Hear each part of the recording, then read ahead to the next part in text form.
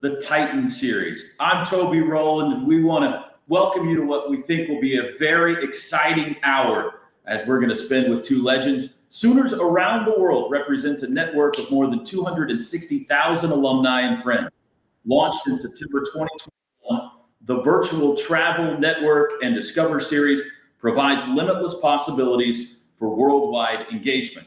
The series showcases top achieving and uniquely talented alumni and friends who impact for good their communities, chosen industries, and in general life in their corner of the world. Emeritus, current faculty, and Zenith leaders serve as MCs, joining the discussion, and through their shared expertise provide a greater discovery experience. Together, we've virtually traveled to 5 countries: Iceland, England, Indonesia, Nepal, and Uganda, to meet up with outstanding alumni who represent the best of the University of Oklahoma's values. So what's next? We are excited to announce a new odyssey with Sooners around the world, the Titan series. Thanks to a partnership with athletics, academics, and the arts, we are bringing the Titans of OU to you and taking you on an odyssey of excellence as only the Sooner Nation can do. And you don't want to miss it. And what a way to start today with two of the greatest Sooner legends of all time. I don't need to introduce either one of them, but I will for formalities anyway. He is simply known as the King in these parts, led the Oklahoma Sooners to 3 national championships, and of course the Dallas Cowboys to a Super Bowl, a college football Hall of Famer, the great Barry Switzer. Coach, great to have you here today, sir. Great to have you here. And on the end, of course, one of the greatest trio of brothers in football history, 2-time national champion, a consensus All-American, and the newest Sooner into the College Football Hall of Fame, the great Dewey Selmon. Thank you so much. Great to have you with us today. Glad to be here. As well. What an honor to get to sit next to you two gentlemen. And it's Dewey's birthday. It is Dewey's birthday today. By coincidence, it is his birthday. My birthday. And also, although it's my birthday, that's great. But also, this morning, about 9:30, there was the 16th granddaughter born. Oh, okay. Congratulations. Yeah. So Fantastic. Very special day. One day here with Coach. Yeah, I'm having great grands now. I got 3 and I got another one on the way. So I'm going to wait till you get into great grands. That doesn't count. Let's start with this, Coach. Do you remember the first time that you met Dewey? And maybe it was all the Selmon brothers at the same time? No, it didn't work that way. In fact, I didn't meet Lucius about a week before signing date. We were recruiting a kid out of Midwest City. It was a great player, great prospect, and we thought we had him. He was a heavyweight wrestling champion. He's 245, 250, about 6'2". He was Midwest City, and his name is Barry. What was the last name? Price. Barry Price. Barry Price was his name. He was a really good player, #1 player in the state, they thought, recognized as. We, at the last minute, lost him to OSU. And we were upset by that. And we were, obviously, he's a nose guard or down lineman. We knew interior lineman. And we had a staff meeting. Chuck Fairbanks was the head coach. And I remember this was, we were discussing the loss. And is there anyone out there we thought any of the coaches recruit anybody that they thought could play down and that might be a back or something that was big enough that could run fast enough to play, someone we could take. And we all looked around. I said, I don't have anybody I think I can give you. And I was assistant recruiting, I think in Texas at that time. And Larry Lacewell says, I think I got one. And I said, Chuck said, who is it? He says, this kid over here, father named Lucius Selmon. He says, he thinks he's going to be the next Jim Brown, but he ain't going to be. He's going to be a defensive player because he can run fast. He's a 4.55, 4.6 guy, and he's about 220. And he's about, he said, someone said, how tall is he? And he's about 6 foot and a little more maybe. And Chuck said, well, let's bring him in for a visit. And when we brought him in for a visit, he was about 5'11". And I said, Chuck said he was going to take him if he's 6 foot tall. So I met Lucius and liked him right away, his personality and what little film I saw of him. He was a kid that ran tough and fast, and he'd throw his body around and he'd go run north and south, but he wasn't going to play for us in the backfield. But, and I got to like him so much, I said, when you meet Chuck, stand on your tiptoes. And Langston and I both said, you be sure to stand on your tiptoes when you shake hands with him. And Lucius will tell you that today. He laughs. and so stand erect. Make sure you're 6 foot tall when you meet him. And because Chuck was about 6'2" and a half. 6'2" and a half. Yeah, so Lucius did that for us. Me and Laceville told him, when you go in to visit with his office, do that for us before you sit down. And he did. And so he offered him a scholarship. Chuck offered him a scholarship. And so we were very happy about that. And we told him that he was going to play down or move defensive end or down lineman. And Lucius said, okay, he's willing to do that, have that scholarship to come to Oklahoma. And he's being recruited to other schools, smaller schools. And we didn't know anything about them. They were like 2 years behind him. They were sophomores. We had never seen him brothers. We didn't see all three of them together.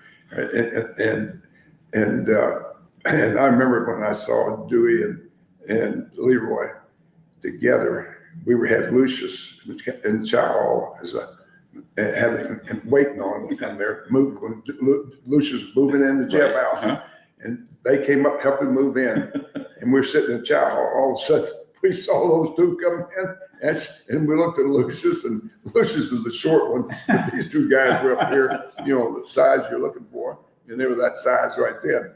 And I said, my God, what we're going to get? We're going to end up with three of them, and which is great because the other two did become great players, and in high school, great prospects, and of course became great players here at Oklahoma. And we all know what they accomplished. And I think Lucius should be in the Hall of Fame too, because I say it because of this. And I've talked to the Hall of Fame people. I've called Hatchell, Stephen Hatchell, and those guys. And I said, Stephen, we ought to recognize the Selmon brothers for college football, for the sake of college football, for the athletes and the coaches in the future, because this is something that should never be forgotten. What they accomplished when they played, three brothers side by side, make All-American, graduate with honors, and go out and be great citizens and represent this university and this state in the way that they have, it means so much to the history of this game that I don't want players 50 years from now not knowing the Selmon brothers. And it ought to be a category of significant players doing something, they're a group of players doing something like this. And what they did was, it's never happened before. It's never happened since. Three brothers playing side by side. And when Selmon played at Oklahoma, we were 53-3-1. 53-3-1 with two national championships. And I'm telling you, it was back-to-back two national championships. And we damn near went undefeated. Right. We were 31. We were 31-1, I think, in my first 3 years. So we accomplished so much with those guys playing, and it just, and then of course Leroy being the first player picked and NFL Hall of Famer. It's Dewey All-American, and playing side by side, and Lucius an All-American, playing nose guard, both of them, those guys that tackle. I mean, it was, we fumbled the ball so much in offense, they'd get their head carried back on for it. So don't worry about it, we'll get it back for you. They go out there and get it back for us, and offense, and they'll take care of this. They told the offense, they'd never get upset about it. And the defense, our defense never got to play very much because I'm not letting him talk. I get to talk to you yet. You got time. Hey, I know, I mean, the time for you guys. So anyway, so we would actually, on offense, we would control the ball so much. We didn't think about making touchdowns, first and 10 and all that. We would control the ball, control the clock, eat time up, take an 8, 9 play, 10 play march down the field. We get 4 down zone, we're going to kick the field goal or score a touchdown. That was our philosophy. And that's what we did, and did that to people. Well, what's happening? Our defense is sitting over arrested. And they're all, and their defense is out there getting their butts wore out. And we have it for about 7 or 8 minutes, and we got half the quarter, and all of a sudden we got 14 points. We do that a couple times in a row, and then the dam breaks, and we hang half out on them. But it's all because we had a great defense. Because I remember in 1974 we're playing in Pittsburgh. We're playing Colorado up there, and we go at the halftime. We're leading 28-0, and they made 3 first downs, and they can't move the ball on the Selmon brothers and the rest of it. You got to think about this. It's not only Selmon brothers. We had Jim Bell and Elrod play for Kansas City, and then we had our secondary all played in the NFL. You had Randy Hughes played for the Cowboys. Tony Peters played 12 years for the Washington Redskins. You had Clyde Powers started corner for the New England Patriots. New York Giants. Giants. He played for the Giants. Cornerback, and Durwood Keaton played, or safety, played for 2 or 3 teams, and so they were all talented. And our linebackers, Rod Schultz, All-American, and so we were. They had a lot of help. Some of them brothers had a lot of help. A lot of help, but it was a team of very talented players, and they played hard. And so I remember going to the Colorado game, and we just, it was one of those games we're fixing to hang half hour on them in a hurry, and we got 28-0 at the half. So I go in, I look at the defense. I say, great job keeping up defense. Offense, hey, score half on it, just get the half on it, just half. And then I go over and pick up the phone, and I put a nickel in the pay phone. You know, it's back when you didn't have hand phones for me. That's what we have today. And there's a phone sitting there on the wall. I pull off it, and I say, give me, this is when you dial up an operator, tell her I want to charge it to my office number in Mormon, Oklahoma. You think you get that done today? Yeah. No, but I called her up and said, I want to charge this my office number. Okay, I want to call it CJ Conoco Service Station in Hooks, Texas. And Bill Sims was working on Saturdays there, pumping gas, and CJ answers the phone. I said, CJ, I said, I need to talk to Billy. And he said, well, he's pumping gas. I said, damn it, you go out and pump for him, let him go. I don't have it 20 minutes, get him in there. So and I hear him yell out. I heard this, I'll never forget. He's yelling, coach is on the phone, wants to talk to you, Billy. He says, they're in Colorado. No, he's on the phone right here, wants to talk to you. So he comes in there, and I get on the phone, and I talk to Billy for 20 minutes. And no need to talk to the team. I'm talking to Billy for 20 minutes. Recruiting the #1 player in the state of Texas. And Billy and I visit, and about 20 minutes later, the referee taps me on the shoulder, and he says, Coach, we're kicking off in 5 minutes. You better get your team back out in the field. And I said, hey, you hear that, Billy? It says, we will have to finish this ass kicking. I'll call you back later on when we get back in Oklahoma. And Billy knows when I hung up that phone that I couldn't call anybody else. I'm in a time frame that your coaches can call one player after another and tell them, hey, you're the #1 player we want and all this, It wasn't, Billy knew that that's how much we wanted him. I'd spent a whole half talking to him instead of my team. And he didn't know how good we were. But that's one of the reasons that I got him here is because here I told him we surrounded him with enough talent. He could win the Heisman.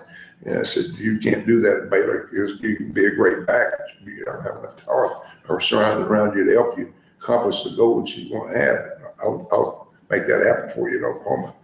And that's one of the reasons we got a lot of great players come here, because we had other great players, and they all wanted to be a part of that. And I always said the reason I recruited Texas so hard, I wanted to give those kids an opportunity to win championships too. Those kids down there all have a chance to win championships, so that's why we recruited Texas so hard.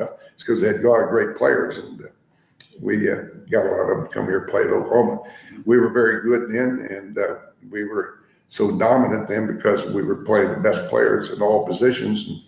And I was playing black quarterback in 1972, and no one in the Southwest Conference was doing it. But recruiting any black players at any position. So they're skilled players, a couple of skilled players like this. SEC wasn't recruiting anybody. And so Oklahoma owned Texas in recruiting. I recruited in 1974. That phone call I made to Billy, that class that year we recruited Texas, of the 19 blue chip players they had in the state of Texas when there was a Dallas Times Herald, is a confidential poll by the coaches, the head coaches of the Southwest Conference, all voted on the players in Texas who was best player. Confidential poll, and you had to be 5 votes to even be on the list. And of course, Billy had 8, and one other player had 8, Kenny King. You got it too. We got it too. But what happens is that we signed 13 of those guys, and then when you add Reggie Kinlaw out of Carroll City, Florida, Wow. you take Reggie Mathis out of Chattanooga, Tennessee, and you get if no one recruited George Cumbie. Wow. And no one offered him a scholarship. 2 or 3 time All-American, first round pick, defensive player of the year, Big 8. Just that team, that group I was so talented. And the Heisman and the Outland, he won the Outland, and Greg Roberts out of Nacogdoches, Texas, Right. or Nacogdoches. Anyway, Louisiana's got one of them. Yeah. Nacogdoches, Louisiana, Nacogdoches in Texas. Yep. So he's Greg Roberts won the Outlander, so anyway, That's how it's you a great nationals. because we're so talented, and because that's why we dominated, because we got the best out of Texas, and we got the best players in Oklahoma, and we got a few national recruits, but same old reason they wanted to come here, because we were winning championships and going to bowl games, and contending for national championships. So that's I'm not gonna let you guys talk. I'm just I've been up an hour. I want to know Dewey's perspective, because Dewey, obviously, Coach Switzer, one of the great characters in college football history. What was your first impression of meeting the King? First impression was, one, it was a talent level that you were in awe of. Coming from a small town like Eufaula, Oklahoma, first thing you do is you walk in and you see people like your brother Lucius, Lionel Day, Harold Paul, Moose Jenkins, and these guys are big. And so one, you look at the level of team play and the speed of it. But then when you come in and meet, Coach Fairbanks, Coach Lacewell, and the key though was this one. It was the persona of the team, not just the players. It was the coaches, like Coach Switzer. My meeting him was, he met me at my level. He met me from where I was, at my little house on the farm. And he said, I'm with you. I'm not going to change you at all. I'm just going to give you an opportunity to make you better. And he preached that to me, preached it to Lucius, preached to Leroy, and every player on that team, no matter what the race, color, anything.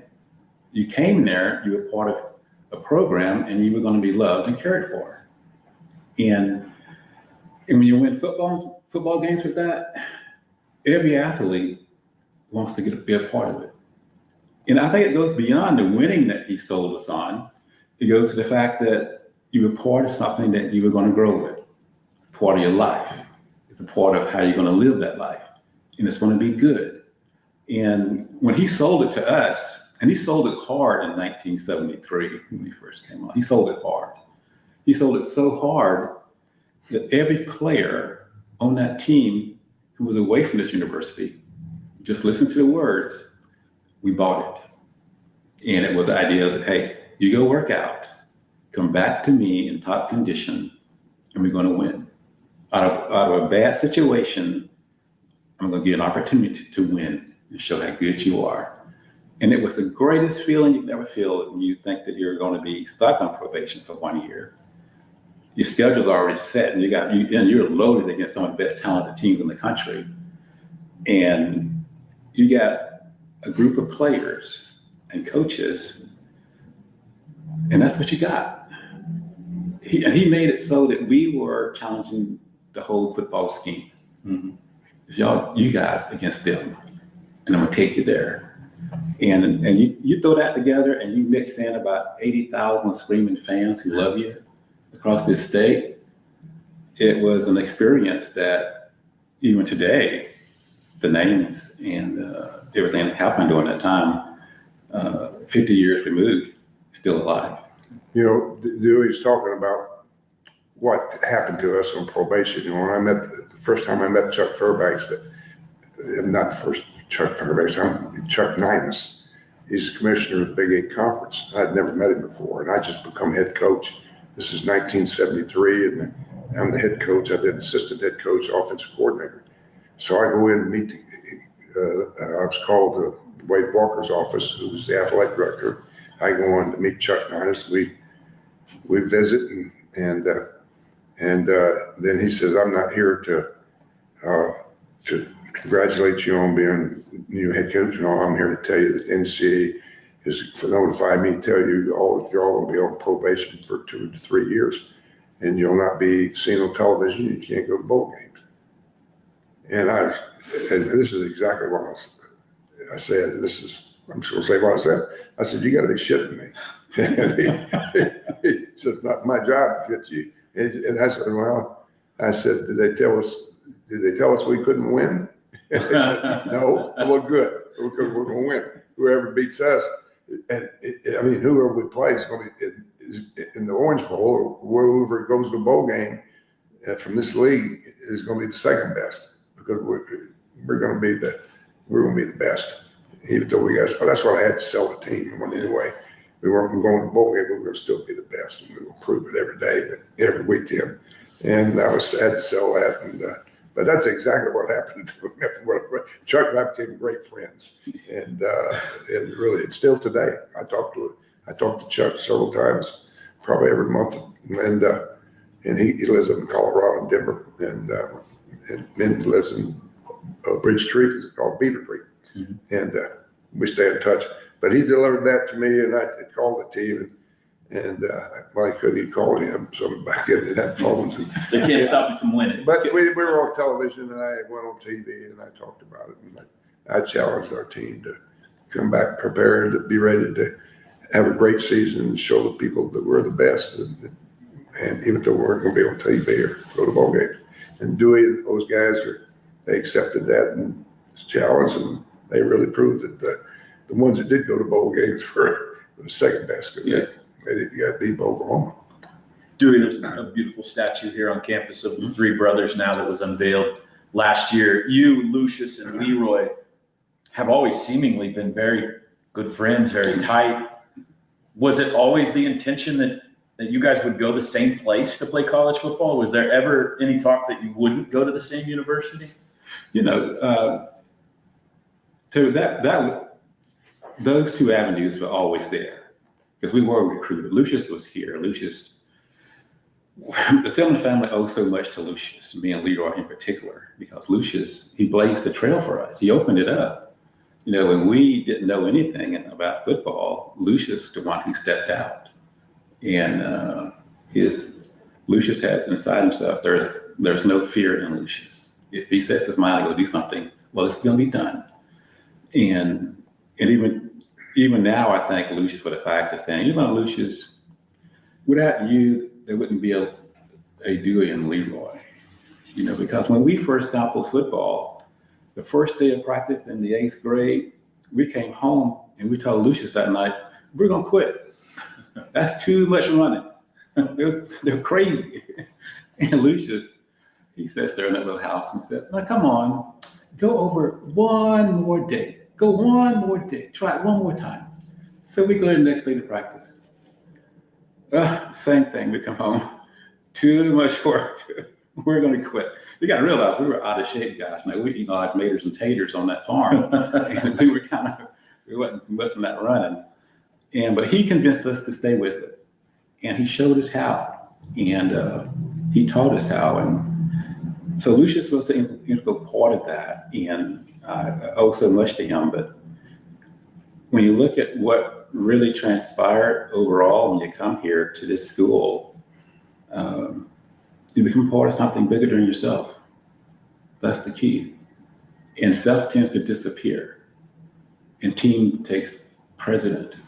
And it was so great in those days. It was a blessed moment. I hope everybody in this whole state realized that those years were blessed not by the Selmon brothers, not by a single person. I think God himself, he symboled it.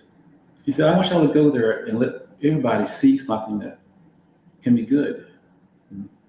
And it wasn't just the starters who were good athletes. Yeah, we were. But even the role players who got us ready to go play were good people. They did their part to the max. The guys who ran the scout team players against us, they ran them to make us better every day. And even when we were there, before the game, we would have a prayer before the game. That was when prayers were allowed in college football. And the guy who prayed over us, his name was Dr. Clayton Fever. He was in the philosophy department. One of my professors loved Dr. Fever. We would sit and talk, and we would talk about football sometimes and talk about philosophy. And we come down to big games like Texas, Nebraska, or something. Basically, Nebraska, I went in one day and I said, Dr. Fever, before the game, can you pray that we win and they lose? He chuckled. No, I can't say that. But the knit of the whole state was one that we breathed together. We won together and we would lose together. And we shared everything about our families. It was so neat because when you go to a player, I knew Coach Switzer's wife so well. She treated us like she was our mom away from our own mom. And then you come back here, and my mom and dad from a small sharecropper farm was exposed to something they'd never seen before. Can you imagine that? Mm-hmm. They're living their whole life as sharecroppers in a small town, and now they're driving to Oklahoma University to watch their sons play and get to sit there and see it. It was a change of interactions, relationships between people. And that, if something good about football, maybe that transcends the awards and the trophies and that we were just something grew up there. Doctrine and ancient philosophy is a doctorate degree. Really? How many players have doctorate degrees? But, I'm thinking about when you say that, there's so many thoughts go through my head about when I go back about this. And, the Selmons were so special. We did a feature. I remember when they ended their career, we did a feature called Beyond the Fury. And I have that on my computer. And you can just pull it up. Anybody comes in, I pull it up there for them and show. It's about all three of them together, walking on their farm, and interviews with their mom and dad.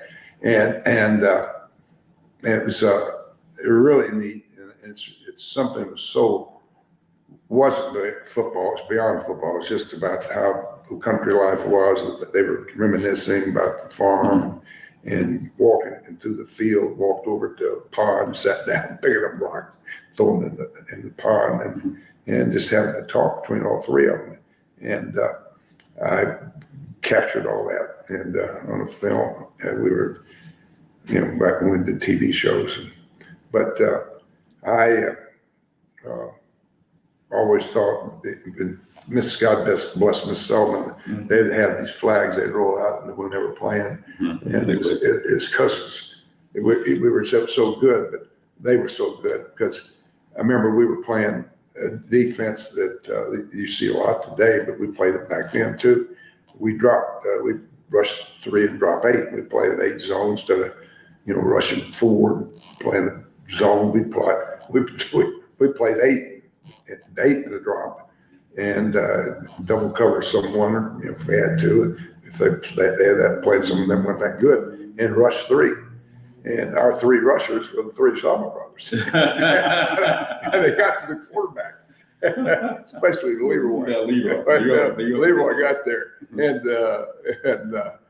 And someone asked, after the ball game, asked Coach Lacewell, Larry Lacewell, defensive coordinator, said that 3-man rush and that 8-man drop coverage, and said, "Who invented that? You?"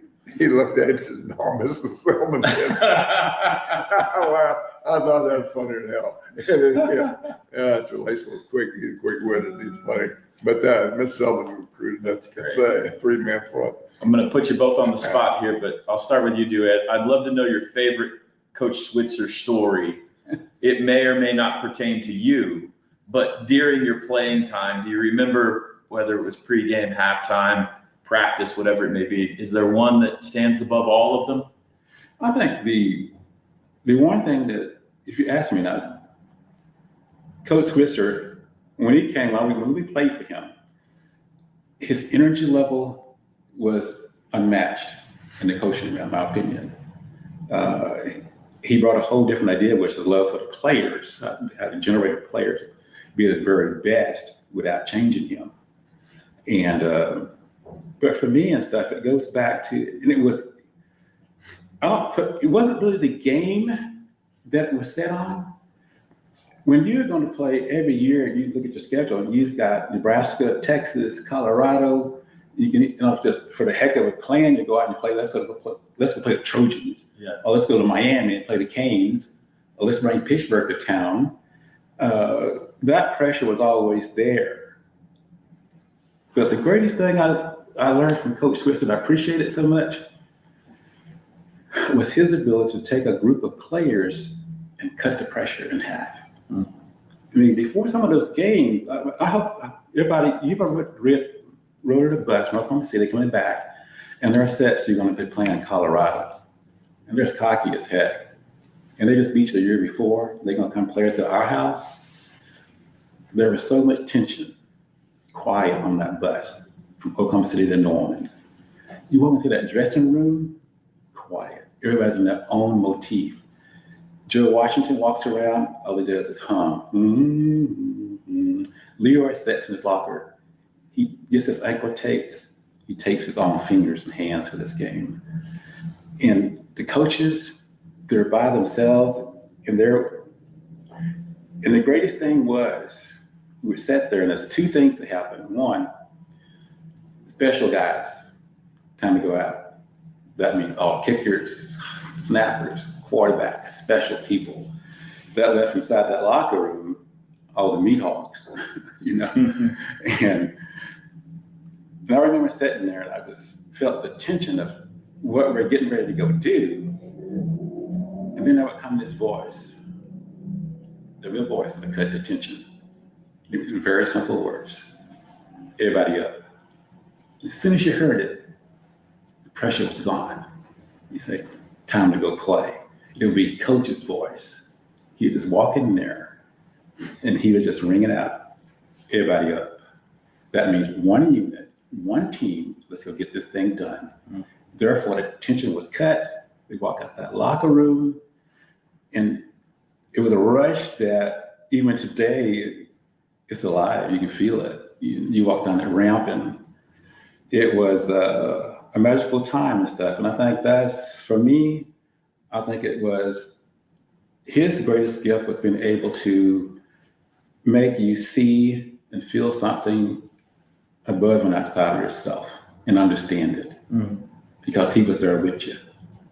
And I think that was the greatest gift we gave. Yeah, you think you're really nice. You know, I didn't know I do it. I just tried to, you know, I've been there before, and, you know, as a player and all, and I just knew how important it is that players approach the game and say, don't make it more than what it has to be. You go out there, just give your best play and leave it all on the field, and we would accept the results of it. And usually it was pretty good. You know, the results were pretty good. I always said, you know, we hang half 100. I see fellows around some places. Mm-hmm. Said, you know, hang half 100 on them. It wasn't to, you know, degrade or on the other team. I wasn't thinking about the other team. It had nothing to do with the opponent we're playing. And it was, I wanted to hang half 100 for the reason I wanted everybody to get to play. And Joe Washington, he bitches about today, have 8,000 yards. I never played second half of any ball games. So. And he said, could he have 200 yards the first half? Yeah. And we were leading 30. Hey, that's what I want. And all of a sudden it's halftime. They're close to 50. I'm playing everybody. I want to play the second team. And it was good for all of us and play the third teams. And I said, they got mamas and daddies, second team players, they're here in the state. And third team, they're here too, not just the first team, moms and dads. Right. And if they had a dad, and I said, they're here, and I want them to have an option. So that helped in practice, because second team players gave us the great picture he was talking about earlier, about when they practiced against us. They practiced hard because they wanted these guys to do well on Saturday. They do well on Saturday. We get to be in the game. So they gave great effort, and it was great camaraderie on the team. It really was a time that players really enjoyed it because it was fun to play football, won a lot of games, and everybody got to play. And Joe Washington didn't get his 8,000 yards. What about your favorite story about Dewey in a game, or the Selmon brothers and their dominance in a game? Do you have one? Well, yeah, I do. I have one play. We're playing Nebraska here, and I can't remember. I guess it was 73. When was your sophomore year? Your 73, sophomore year. Sophomore year, Freshman 72. Yes, and 73. Nebraska had a tackles captain team. It's an all Big 8 player returning senior. I can't remember his name right now. Crenshaw. He was really a good player. Yeah. Really good player. And Leroy's lined up over him. And this guy knew that Leroy was a sophomore. He'd heard a lot about the Selmons, but he thought he could handle a sophomore. I remember he got down, I was watching this. They were going north to south, Nebraska, and we were defending, just going north.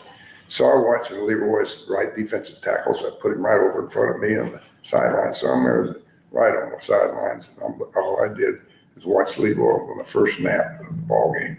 That guy came off. That Leroy hit him underneath those pads, knocked him back up, and now all of a sudden he extended his arms, pushed him away. He's got leverage on the guy. He's got him up higher, and he just throws him off. They run the tailback off tackle. That's Leroy hit him, smattered him right in the hole. And after the first play, that guy knew, hey, that's Selmon brothers. That's Leroy, the sophomore. And so you're also be along. You ain't gonna block him. And he knew what he's in for. And Leroy get down and start doing his toe, ankle, that foot. Yeah, he would. He would. He just digging in, and that ball snapped, and he's as quick as a cat. And I watched that guy. After you know that, hey, he's special, and that guy knew that, and he got a lot of Leroy that day. Yeah, Dewey, in December, you're going to officially be inducted into the College Football Hall of Fame. Ceremony coming up in Las Vegas. What does the honor mean to you? I want everybody to understand that this honor comes years after removed of my planned career here at Oakland University. And it comes not because of what I did. That's one thing I immediately recognized. It's what happened with the players I had around me, the coaches who coached me, the fans who supported us, the games we played in. You see, this honor doesn't come without the work of a whole team that plays, not just the teams that you know you're going to beat. You got to play the teams that you know you're going to have a chance of losing against, but you got to go beat them. And so it's an honor and stuff that I take with a whole lot of gratitude. And because you look at what Lucius and Jesse Selmon, mom and dad did, and how they supported us and raised us. You look at my older siblings who didn't get a chance to participate in college or go to high school. It represents part of their lives. It represents thankfulness to Lucius. In my opinion, he deserves so much credit for what he did for me and for Leroy. And my having this award would not be nowhere without those two guys and the teammates and the coaches I had during that time. So it means a lot. When I go get this award, it's coming back. But it's coming back with a whole lot of love from the whole state of Oklahoma, who was involved with us at that time. And so I want to say it represents an idea of a sport that can be played good. Just play it good. And that coach said, the responsible for the outcome of the game is that you played it, and you played it well as a team.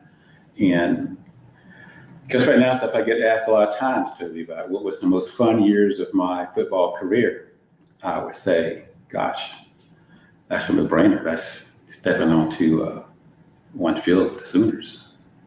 You walk out there and stuff, and you playing against the very best, and what you're playing for is something bigger than yourself. And the end result of it is the stuff you look back on it and you appreciate it.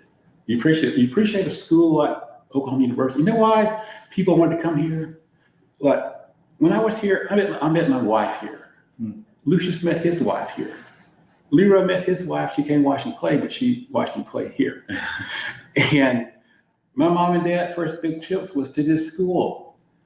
My son Zach, he came here to grow. My daughter Shannon played basketball here. Lauren, Megan, so what happens is a school, the idea of success and winning is initiated by coaches, players, institutions, a state involvement, to where you meet people like off the field, like a Jack Cooper, and administration, you meet those too, like Sharp. And so you meet everybody that pushes you along. And you look at it, when you get older, you look at it and say, it wasn't what I did myself. What you do yourself is crazy. You can't do it by yourself. You pushed along by all these people who give their time, their energy, their money, and the love they invest in you to make me do something better. That's what that award is. That's what it is. All of that because the kid at Midwest City decided to go to Oklahoma State. I think about that. That's true. We might not have had Selmon brothers had Barry Price come to Oklahoma. Really, I've thought about that. It's probably accurate to say that we wouldn't have Selmon brothers because they would have gone wherever Lucius ended up. Yeah. I promise you, they would have followed him. And Leroy, it's his birthday today. He's 71 years old, Leroy. Yeah. That makes me a hell of a lot older.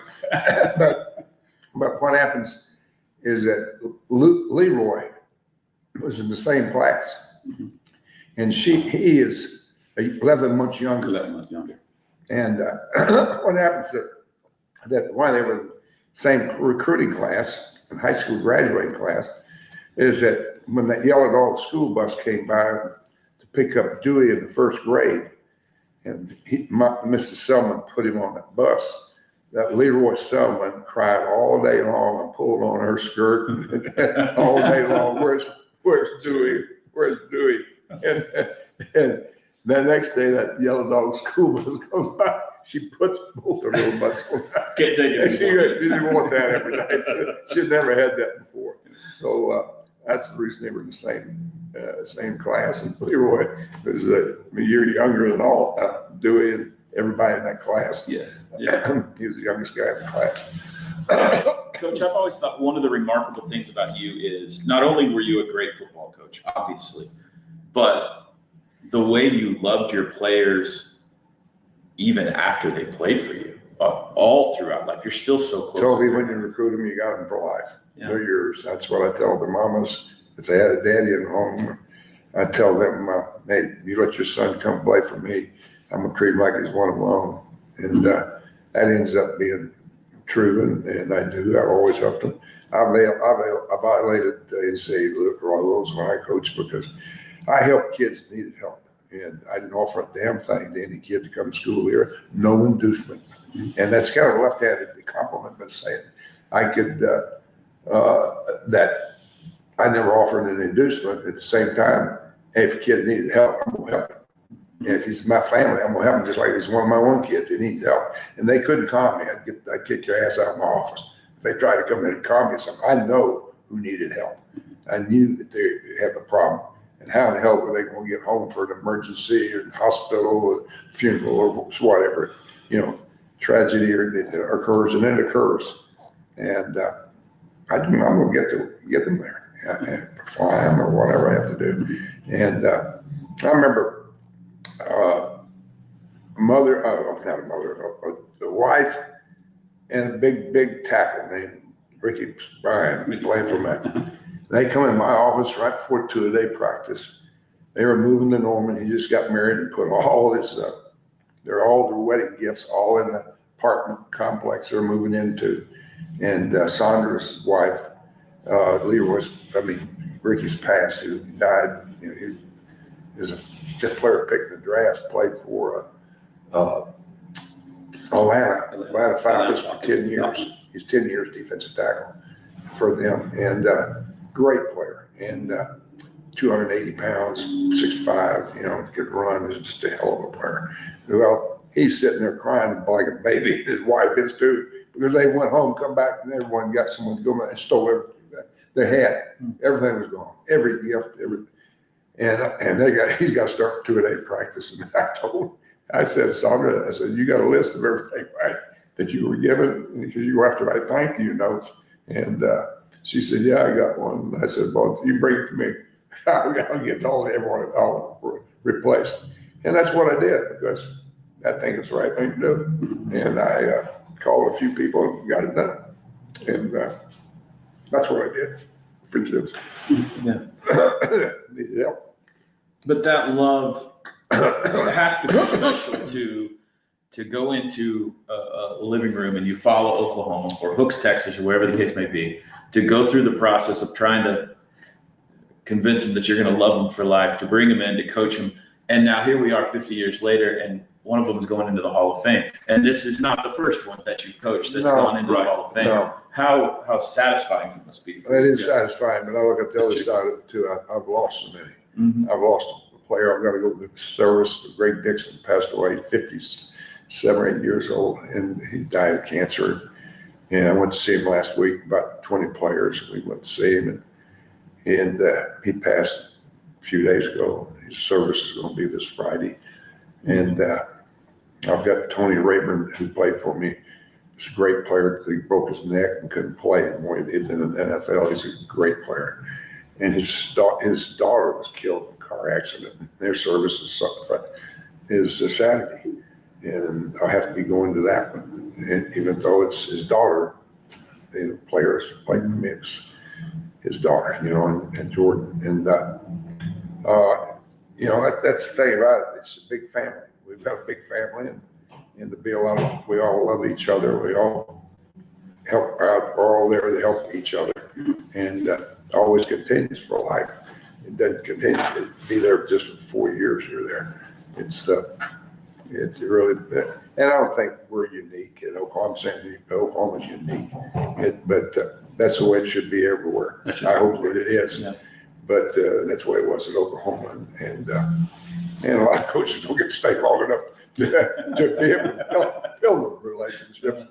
But or some maybe don't have that, or take that time. But I did, and that was meaningful to me. And I have coaches do that for me, and I was coming along. I know that my coaches cared about me, and I always thought I'd rather have a coach encourage me, you know, and tell me what I did wrong, give me constructive criticism, but instead of jumping on your ass and hollering at you and all that, I didn't like to coach that way. I like to, you know, to do it the right way, and I did it the right way. We got about 10 minutes, gentlemen, and we've people are watching all around the world right now. They've sent in some questions for you. Yeah. So Dewey, this one's for you. It says, Dewey, you were a key part of the dominant Selmon brothers defense at Oklahoma. Can you pinpoint some differences between your on-field and off-the-field leadership tactics? I think this is a great question because off the field, the Selmon brothers are quite humble, gentle giants, as kind as can be. But when you watch you guys on Saturday, you look to be different people on the field. So what was that transition? Or maybe you went into a phone booth and put on capes. I don't know what you did. But. Well, I think we did go into a locker room and throw on a uniform. Yeah, that's true. We did do that. I think there's the correlation between the two. Yeah, when you step on the football field and stuff, with your teammates and you're playing against the best team in the country, your energy level, your expectations, they rise to meet that challenge. And it's a challenge that you chose to come to. When you choose to come to a school like Oklahoma University, that's what you're coming to be a part of. It's not playing football, on the in the Pee Wee leagues. You're not playing at the best level. So when you come here, you expect that. And so I think how that translates to me is this, in life itself, to live this life, it's not easy. I don't care if you do it Selmon, Leroy Selmon, or even Coach. We all, as humans, we will have good days that we're going to celebrate. But then just live a little while. There's going to be a day come where you're not going to be celebrating. You're going to have to fight. You're going to have to rise up. You got to face a challenge. It may be from any other angle, maybe just weather, maybe family, maybe money, maybe job, but it's going to come. Maybe health. But the main thing I look at is that so I look at both football and life. You celebrate the moments that are good. It's okay. I find it's okay to celebrate those and be happy. But it's also good that when the tough times come, you got to rise up out of those too with the same initiative that you were when you were winning. You've got to put your best efforts forward. And the people who helped you when you were winning, the main thing I found about Oklahoma, those same people help you when you're struggling. So there's balancing act there. And as I've grown older, I've learned from both extremes. I learned when I was winning, and I also learned when I was struggling. So the end result is you hope that when you get finished, you have a better Dewey Selmon, a better person. And so that's great. Barry, this one's for you, Coach. After transitioning from coaching at OU to the NFL, you face new challenges at a different level. What were the most important adjustments you had to make going from college to the NFL? Well, it's the same game. It's you're coaching the best of the best that played college, and I'd competed against some were there that played for me, and there were some that I played against. But the thing about it is I went there. I had a really tougher situation than most coaches had. I went there when Jerry hired me. He just fired Jimmy Johnson, who had coached for us at Oklahoma. He'd coached at Oklahoma, and I coached him at Arkansas with Jerry Jones. Both of them had played when I was a coach at Arkansas. Knew them both well. In fact, I got Jimmy his first college job. He was coaching the high school football at Picayune, Mississippi, and I called him. I said, "Hey, you get Brent and Chad, put them in the car, and get Linda Kay in there, and y'all drive to Wichita, Kansas, and you go to Wichita State University. You go to the athletic department and ask for Larry Laceable. When you walk into his office, he'll hire you on the spot." And that's exactly what Jimmy did. And he was hired at Wichita State. Week Shagers was his first job. He got out of Picayune, Mississippi, by that phone call. But I knew him all well, and I went to Dallas, take Jimmy's place. I had to inherit his coaching staff. A lot of them I've never met before. A couple of them I knew. One of them played for me, and John Blake. And so I had to find out a lot of things. I met one of those guys. It took me a few weeks, a month, so to evaluate those guys. Are they going to give me their best effort? Are they going to be loyal to me? Or are they got any hidden agendas that I could detect or see? And so I had not only an evaluation period I had to go through, but at the same time, I had a team that just won 2 Super Bowls. They were upset that Jimmy got fired, and they didn't know why, and they didn't know the reasons why all of a sudden they're losing their coach. And I can understand why they would be upset, but they had no idea what Jerry was living with, and the relationship was terrible with Jimmy and Jerry. And I think when I first got there, I asked Jerry, "Where the hell is Jimmy? Well, I'm going to get both of you guys in the office together and ask you how you screw this damn deal up, meet your ass out, all both of you." I really did ask him. He said, "Well, he's already gone." And I said, "Well, it's damn stupid that this happened." It was all different personalities. It was Jimmy's personality. He didn't want Jerry to be involved. He didn't at all come into staff meetings or be around the defense, be around the offense and defensive meetings at all, and just not completely be apart away from coaching staff. And then him just be in his office and him and Stephen over there with the administrative staff. I mean, that's the way Jimmy wanted it. And Jerry felt that, and I don't know whether he ever self-told that, but his way it's told. But when I got there after about a few weeks, Dave Campo, who was secondary coach, came up to me and says, Switzer, let me tell you something.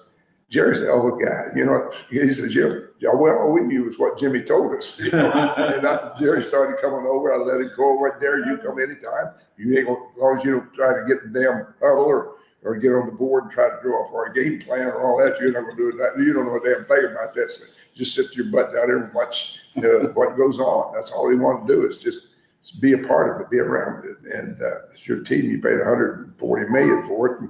And so you have a right to do any play you want to around here. But stay out of our business. And he appreciated that. The coaching staff got to know him, and so it's a different atmosphere around here. We started having dinners where we go. Jerry would take us out. He'd take the women, the wives to Neiman Marcus and let them go shop. Nice. And we did things like it. Take us on trips to Vegas, and a whole group of us. And I'm telling you, things changed differently for them. They realized, hey, this is fun. Now it wasn't that way around Jimmy. And Jimmy said things in the media that the media jumped on, and it just, my girlfriend knows more football than Jerry, something like that. It was in the papers, Yeah. I mean, you don't say things like that about you guys, really your boss and your owns the team, regardless of Jerry. Here's a great example of it.